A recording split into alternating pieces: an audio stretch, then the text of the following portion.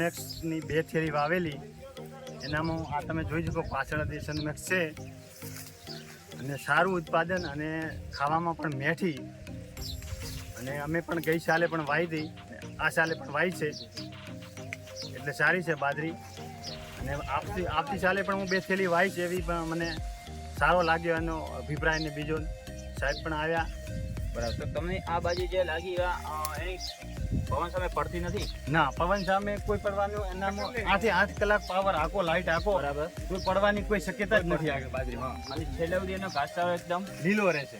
એની હાઈટની વાત કરીએ તો હાઈટ એની કેવી રહે અત્યારે?